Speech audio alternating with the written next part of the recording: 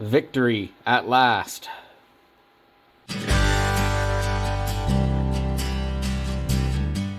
This was a chore. This was a dang chore. So the trick to getting that out was using a big ass C-clamp, a little socket that fit in here and was positioned carefully to not press on the tab, a big ass socket to apply pressure and catch it but not press on it, and then one of my best friends, heat, the Bernzomatic torch. Got that heated up enough that it was able to finally let go with a little bit of persuasion. I was really thinking about just leaving this in there because I couldn't remove it. I thought about getting a file in here and dressing up the teeth, cleaning them up, because there's a lot of meat left on these teeth. But there's a lot of damage to these teeth. I could probably still dress that up, but then I looked inside at the brass bushing surface, and that is pretty damn jacked. It's no wonder I couldn't get that shaft out. But then you look at the shaft, you run your thumbnail against it, and your thumbnail catches on every single one of those lines. So it is pretty well worn. So, unfortunately, we're replacing this too, which pretty well rounds out everything that was in the case is getting replaced. Well, here's a cautionary tale for anyone who might be doing this. Don't make the same mistake I did. Was trying to tap this shaft out, and it went a little further than I expected. And guess where that ball and spring are? Out there, somewhere. So I'll never see those again. Now I got to make another order for parts. Great. If you're wondering, yes, the second poppet, ball, and spring are safely on the workbench. The others are still MIA. One of the front caps is also MIA. Maybe I'll find it someday. Anyways, this one's got some kind of interesting wear on it. I'm not sure how that happened, but that's pretty significant and pretty deep. But there's no damage up here, so I don't believe this actually would affect the functionality of it. This just kind of floats on the inside, and if it's not in gear and it's not catching that indent right there, I don't think it's really gonna impact anything. These shift forks look okay, not too terribly worn, and I'm not sure. There's a bit of a lip there. I don't know if this is going to merit replacement or not. Again, fortunately, it's on the shift tower, so if it starts popping out of second gear, I can adjust this or replace this easily from the top.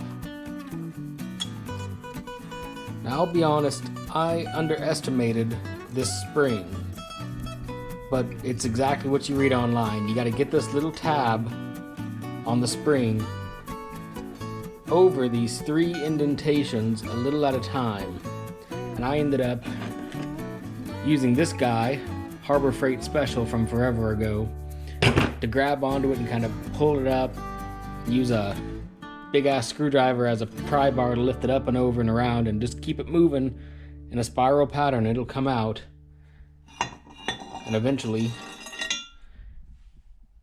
you'll get this thing out and loose. And now the shift tower is fully torn down. I'm going to soak it in the sauce, get some of that grease out of it. Then that guy's ready for sandblasting, and technically so is this. Getting a little bit of sandblasting going, a little bit of fresh paint, a little bit of fresh primer. Moving along. I had to get some blasting done.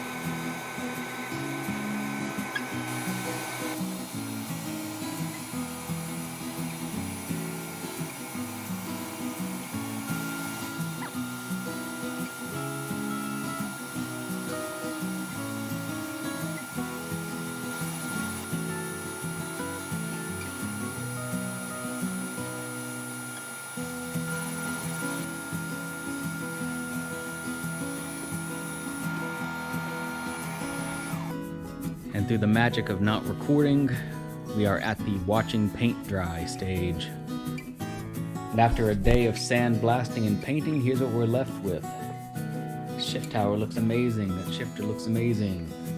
The case is gonna look fine. I haven't really pulled off the masking yet. I wish I hadn't used Gorilla Tape, because that adhesive is not coming off very easily.